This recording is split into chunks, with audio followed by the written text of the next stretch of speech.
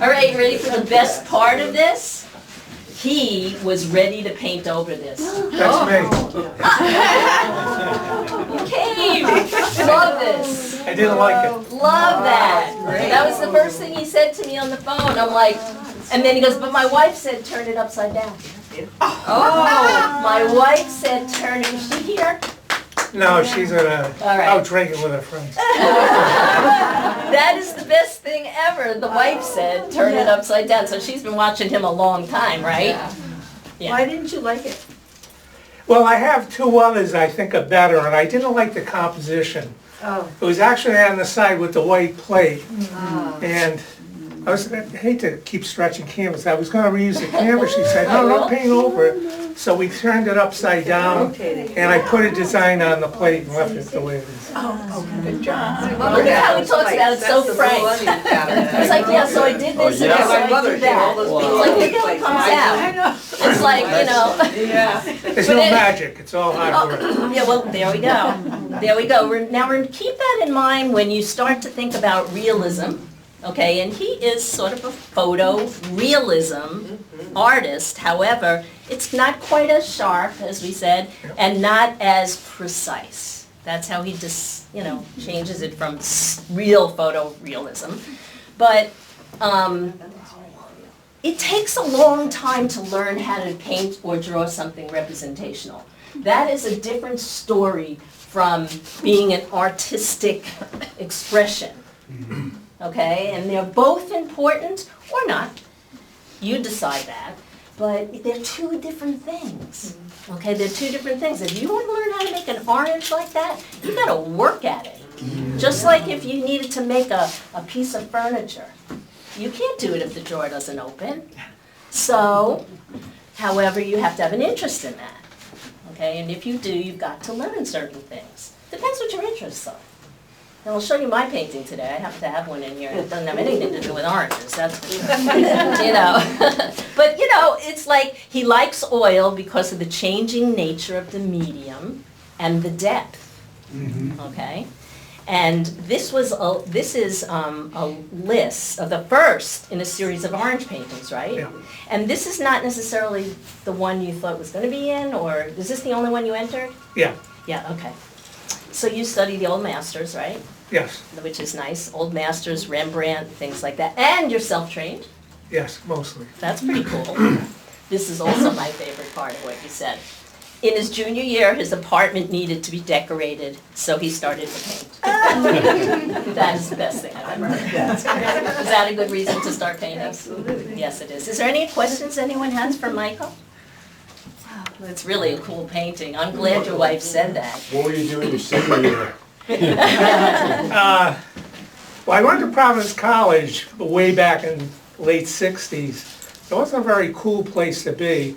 So my friends and I had a party apartment on Jewish Street in Providence. Oh. So every weekend we'd go there and stay over, invite women over and stuff like that. And it needed to be decorated.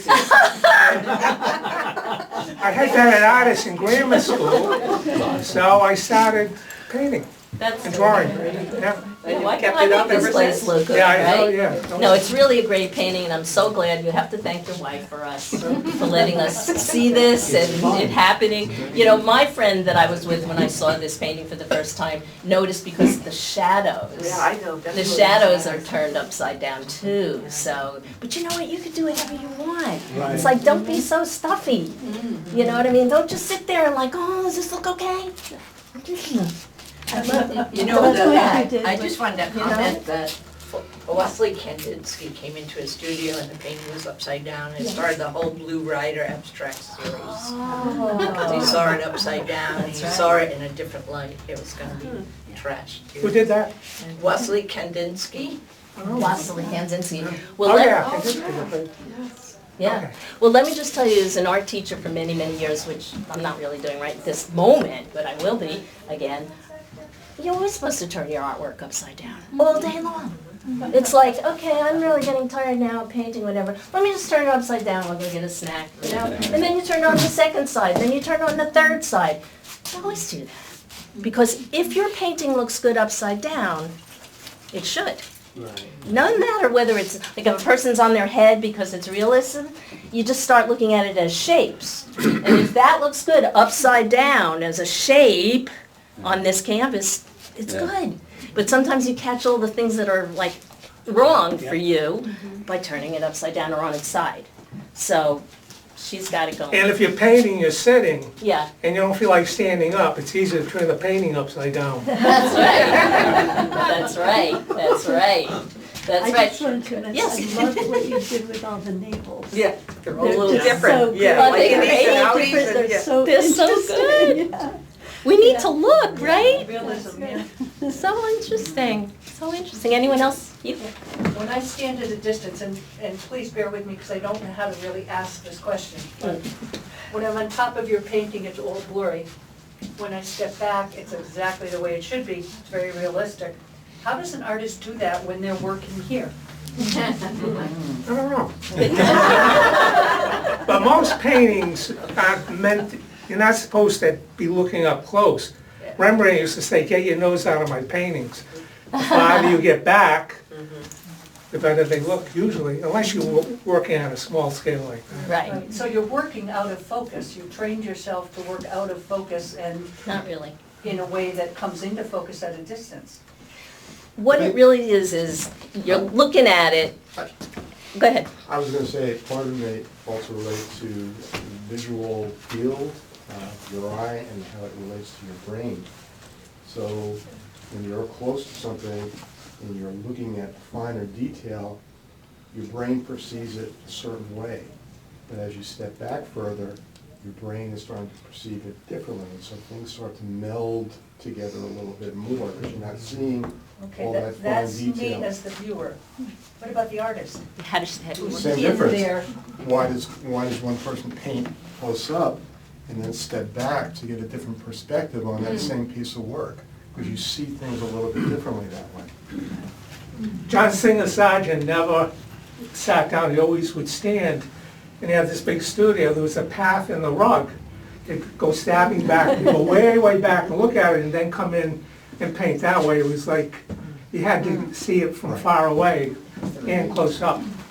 So that's the other rule. Not only do you always turn your artwork upside down all the time, all day long, but you always step back. Yeah. I mean, there isn't two times, don't you see artists doing that all the time? Same thing. Or these Yeah. mirrors. And I heard or read that the Impressionists, Yeah. they would paint with very long brushes Mm. sometimes, so that would help make the Oh, Impressionists. that's look good. interesting. Yeah, And that's so much fun, too. Yeah, to be that further away, you Yeah, know? yeah. Yeah, it's a that lot is of fun, that yeah. is fun. All right, we're gonna move on to this piece right here, which is a little bit